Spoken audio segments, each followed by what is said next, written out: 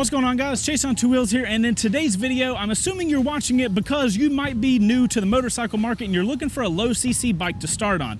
Now, that group is massively stacked right now with some amazing motorcycles, but in today's video, we're going to be focusing on Yamaha's R3 and MT03. Now, these two bikes share a ton of things in common, but after spending some time on both of them, I feel like they're made for two very different riders. So my goal in today's video is, by the end of the video, I'm hoping to help you guys out in deciding which one of these bikes is best for you, depending on the type of riding you're going to be doing. Now, before we get started, you guys make sure to smash that like button and let us know in the comments, which one do you guys choose? Let's get started. First off, let's get the similarities out of the way. Like I said, these two bikes are very similar. That's mostly because we're looking at two bikes that have the same frame, the same 321cc engine, they have the same forks, the same swing arm, and they even have the same rear shock. Now, naturally, seeing how many items on these bikes are the same, you would probably assume they ride exactly the same, but that's where you would be going way off. If we look at these two side-by-side shots, you can really tell the major differences of these two models. Here on the MT03, I'm in a much more upright body position. Notice my arms are resting on the handlebars, my back is upright, and I seem to be in a much more comfortable position. Jumping over to the R3, my arms are now on top of the forks thanks to those clip-on handlebars. My upper body is leaned forward, and overall I'm in a much more aggressive body position. For you guys that aren't aware, these are called ergos, or ergonomics for motorcycles, and it's one of the major differentiators of the MT03 and the R3. So guys, here on the MT03, we're in basically what's going to be the ideal setting for this motorcycle. It's a kind of a city setting. We've got traffic, we've got stopping and going that we're going to have to deal with. I've got this upright body position, and I've got these handlebars that are giving me tons of control of this motorcycle.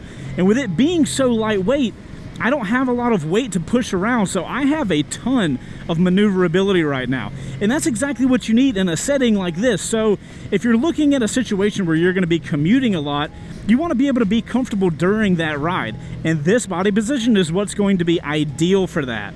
And then once you eventually get into the town where you work, you're going to be able to maneuver around town with no problem. This little torquey engine is also going to be absolutely plenty for downtown riding because it's going to be stop and go. You've got enough torque to stop, go, and you can have actually a good time with a smaller CC engine. But on the R3, the story is going to be a little different. And guys, here on the R3, I've got clip-on handlebars. My body is positioned forward.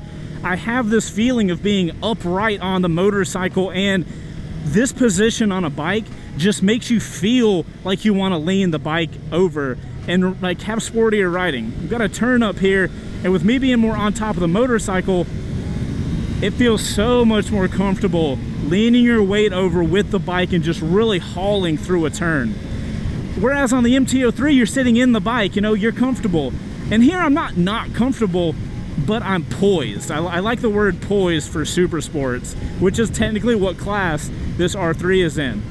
It makes it so much more fun to ride in roads out here in the country where you can actually get some speed and get some lean into a turn. Now, you're not going to be able to as easily maneuver. It is going to take more weight because you have more weight on your forks. So when you're looking at an R3, you're really looking at a more sporty motorcycle that you're going to go have some leany times with. And guys, something else you got to keep in mind is 10 years ago when I started riding, I would have given anything to have an R3 on the market to start on. Then I had my kind of introductory period where I was really into, you know, like mountain riding. I was in the mountains every single weekend doing tons of technical riding. I was doing track days, and I progressed up to an R6 eventually. And then I find myself 10 years later here on an MT10 and loving every mile that I put on this motorcycle. So I say that to you guys just to show you the point of you could start out on an R3, you know, find out that technical riding might not really be your jam, and then when you do upgrade motorcycles, you upgrade to something in the MT class. So, you know, don't feel like whichever one you pick you're stuck with or anything like that. Both of these bikes at the end of the day are going to be phenomenal machines that you are going to get a ton of enjoyment out of. I have personally progressed as a rider to the point where right now, comfort is very important to me. That's why I chose the MT10, and power is also very important to me, which is also why I chose the MT10. All right, guys, so at the end of the day, you got money in hand. Which bike do you buy? Well, that's going to be totally dependent on what you're going to be doing with the motorcycle, and you really need to ask yourself, why am I buying this motorcycle and what do I plan on doing with it? Are you a more experienced rider and you just want a bike to maybe commute on, put a ton of miles on, and, you know, play around town? That's going to be the MT03. Get some side bags. You can load those things up. You never have to have anything on your back. It's a Yamaha, so it's probably going to run forever, and it's a really good time in town. But are you an entry-level rider and you have maybe aspirations of doing some more technical riding, like maybe some track days or going into the mountains or the canyons, and you want to really advance that technical riding ability? You definitely need to get an R3.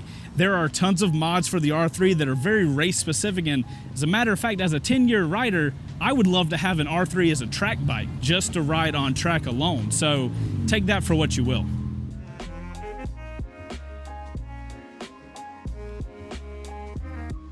All right, guys, so that was the MT03 versus the R3. Hopefully we did a good job of helping you guys make a better decision on which one might be right for you.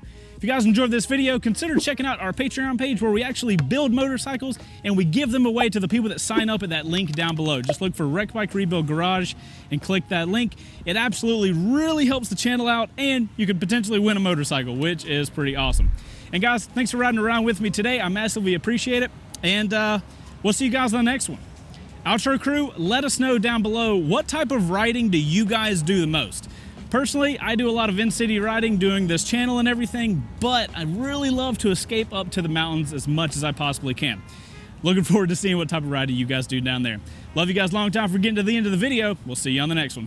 Later.